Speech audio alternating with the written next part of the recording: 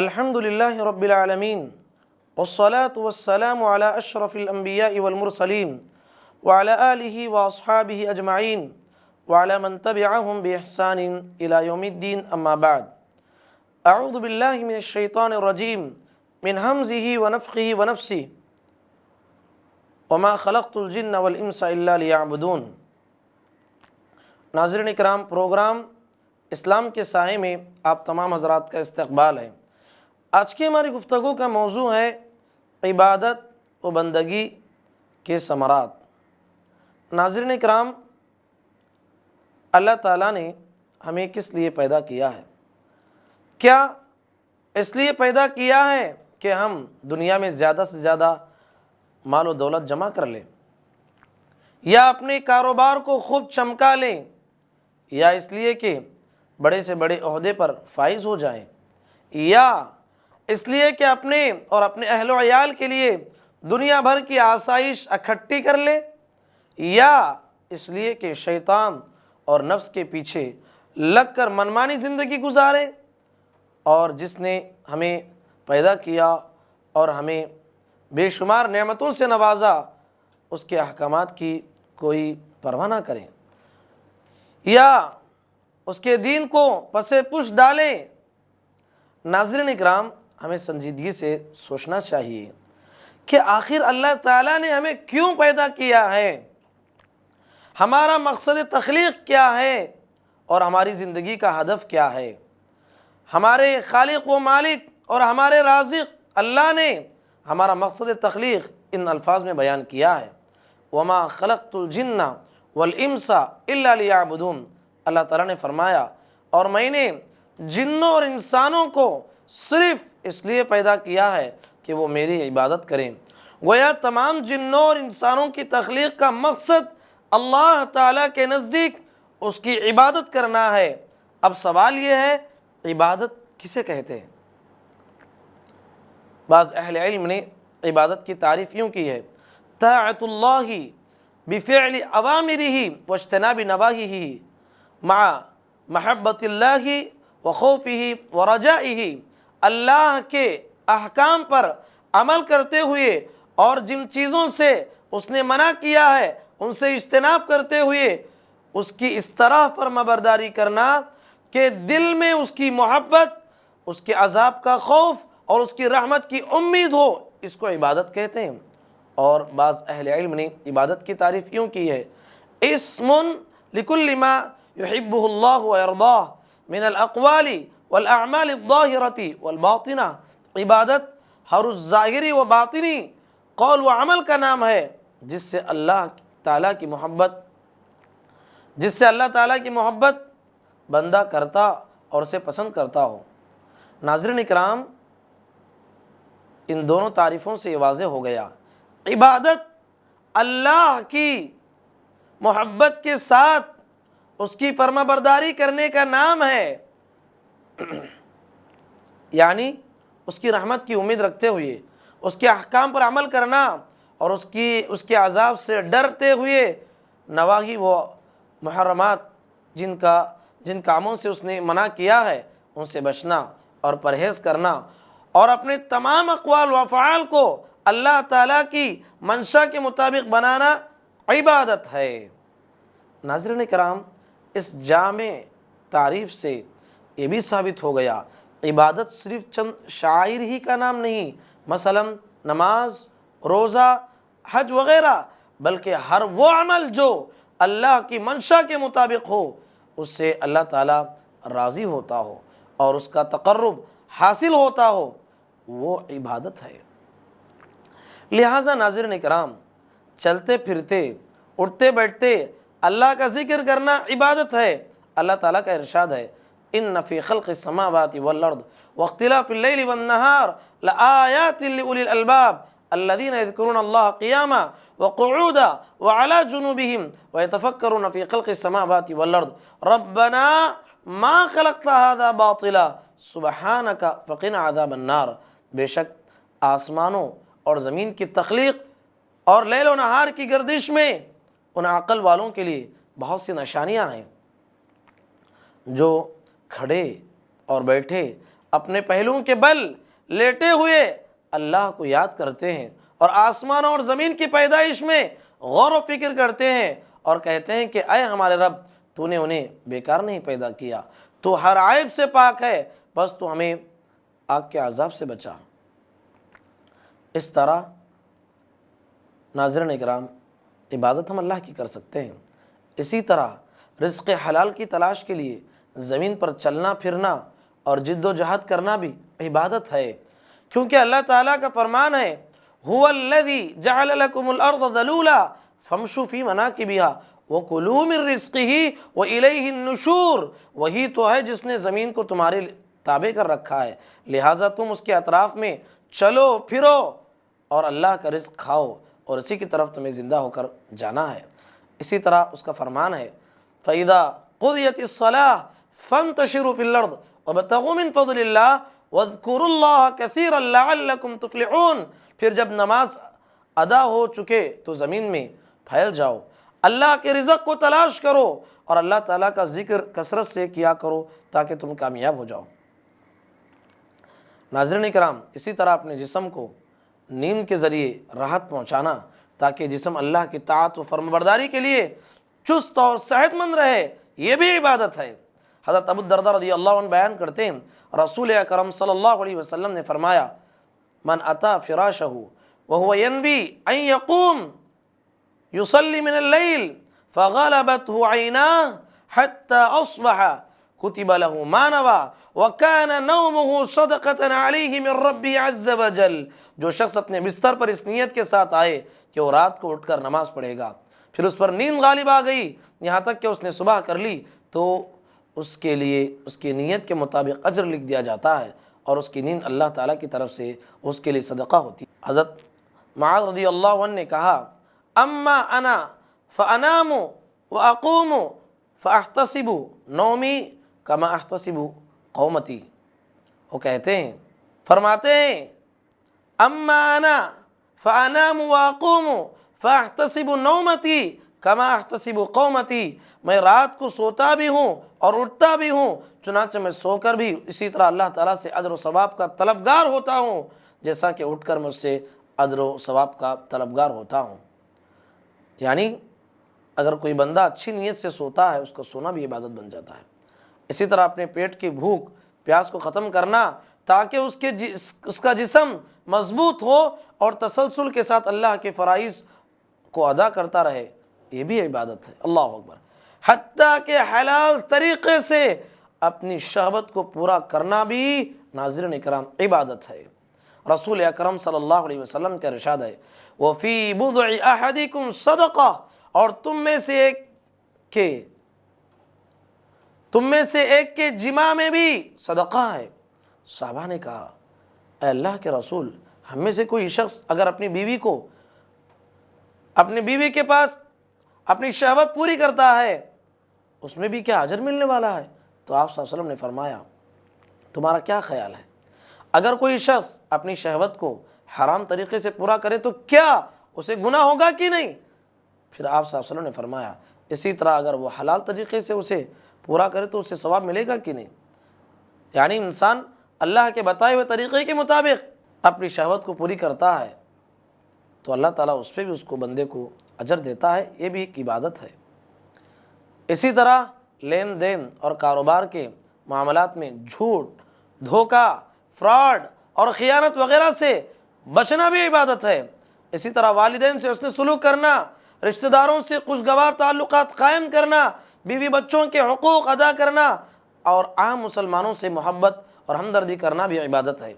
اسی طرح اچھی عادات کو اپنانا، لوگوں سے خندہ پیشانی کے ساتھ ملنا، حسن خلق کا مظاہرہ کرنا اور اچھی اور پاکیزہ گفتگو کرنا بھی عبادت ہے۔ ناظرین اکرام، اس پوری تمیز سے میں یہ کہنا چاہتا ہوں عبادت اللہ تعالیٰ کی بندگی کرنے کا نام ہے۔ بندگی کس طرح کرے؟ اس طرح کہ بندہ اس کی فرمانبرداری کرے اور اس کی نافرمانی نہ کرے، صرف وہ عمل سر انجام دے جو اس کی منشا کے مطابق ہو، جس کو وہ پسند کرتا ہو اور جس سے اس کی رضا حاصل ہوتی ہو، اور اس عمل سے اجتناب کرے جو اس کی منشا کے مطابق نہ ہو۔ جس کو وہ پسند نہ کرتا ہو اور جس سے وہ ناراض ہوتا ہو، یہ سب کچھ وہ اس طرح کرے کہ اس کے دل میں اللہ تعالیٰ کی سچی محبت ہو، اس کی رحمت کی امید رکھتے ہوئے اس کی اطاعت و فرمانبرداری کرے اور اس کے عذاب سے ڈرتے ہوئے اس کے نافرمانی سے اجتناب کرے۔ ہر قسم کی عاجزی و انکساری کا اظہار صرف اللہ کے لیے کرے اور اپنی تمام تر امیدوں کا مرکز اسی کو بنائے۔ یہی وہ بندگی ہے جس کو تمام انبیاء کرام کی دعوت کا خلاصہ کہا جاتا ہے۔ یہی وہ بندگی ہے جس کو تمام انبیاء کرام کی دعوت کا خلاصہ کہا جاتا ہے۔ اللہ تعالیٰ اس کا تذکرہ یوں فرماتا ہے، وَلَقَدْ بَعَثْنَا فِي كُلِّ أُمَّةٍ رَسُولًا أَنِ اعْبُدُوا اللَّهَ وَاجْتَنِبُوا الطَّاغُوتَ، اور ہم نے ہر امت میں ایک رسول اس پیغام کے ساتھ بھیجا کہ لوگ صرف اللہ کی عبادت کرو۔ وہ کہا کرتے تھے لوگوں صرف ایک اللہ کی عبادت کرو اور غیر اللہ کی پوجا کرنے سے پرہیز کرو۔ نیز فرمایا وَمَا أَرْسَلْنَا مِن قَبْلِكَ مِن رَّسُولٍ إِلَّا نُوحِي إِلَيْهِ أَنَّهُ لَا إِلَٰهَ إِلَّا أَنَا فَاعْبُدُونِ، اور ہم نے آپ سے پہلے جو بھی رسول بھیجا اس پر یہی وحی نازل کی کہ میرے سوا کوئی معبود نہیں، اس لیے تم سب میری ہی عبادت کرو۔ اللہ تعالیٰ نے متعدد انبیاء کی دعوت کو ان الفاظ میں بیان کیا، یا قوم اعبدوا اللہ ما لکم من الہ غیرہ، اے میری قوم کے لوگوں تم اللہ ہی کی عبادت کرو، اس کے علاوہ تمہارا کوئی معبود نہیں۔ اللہ تعالیٰ کی بندگی کرنا اس قدر عظیم وصف ہے کہ اللہ نے یہ وصف اپنے برگزیدہ حضرات کے لیے بیان کیا۔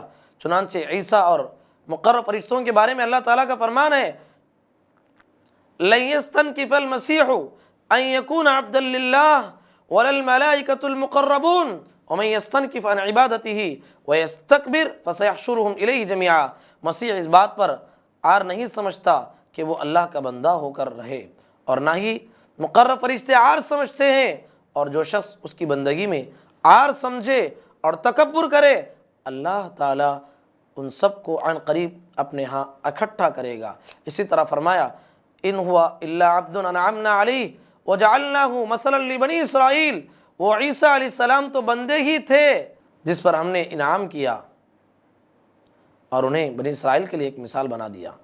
ان کی دعوت بھی یہی تھی، ان اللہ هو ربی وربکم فاعبدوہ ھذا صراط مستقیم، یقیناً اللہ ہی میرا اور تم سب کا رب ہے، لہٰذا تم اسی کی بندگی کرو، یہی سیدھا راستہ ہے۔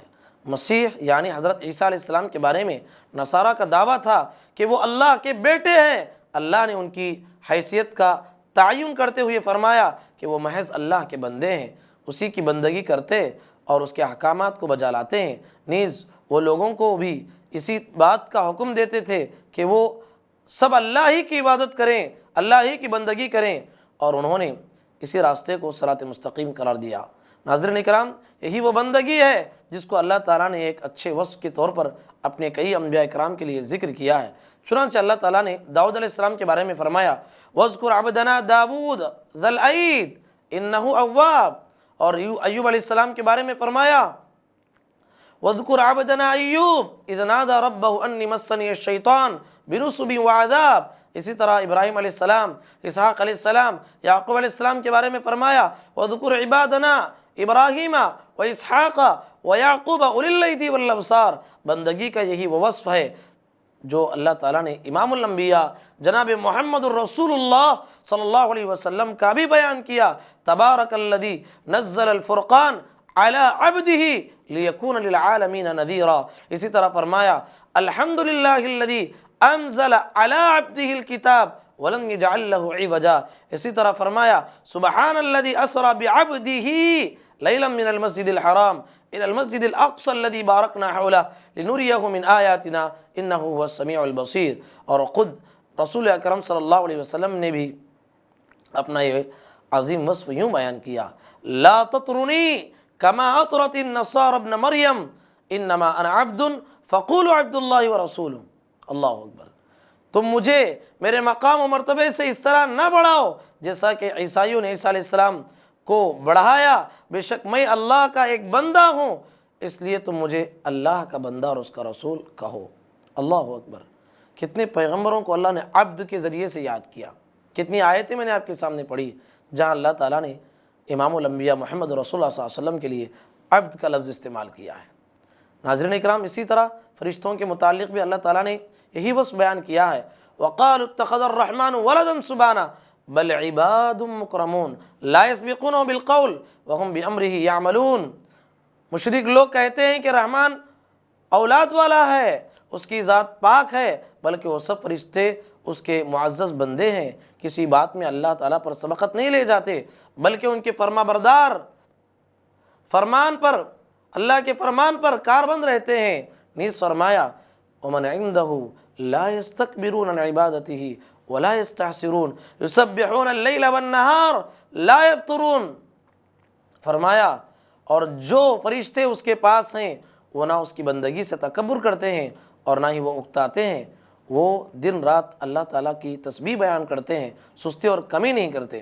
ناظرین اکرام، جہاں اللہ تعالیٰ نے بندگی کا یہ وصف انبیاء اکرام فرشتوں کے لیے بیان کیا ہے، وہاں اس نے اپنے دیگر بندوں کے لیے بھی یہی وصف بیان کر کے انہیں کئی بشارتیں سنائی۔ چنانچہ اللہ تعالیٰ کا فرمان ہے، یا عبادی لا خوف علیکم اليوم ولا انتم تحزنون، اے میرے بندو آج تمہیں کوئی خوف نہیں ہے اور نہ آئندہ تمہیں کوئی غم لاحق ہوگا۔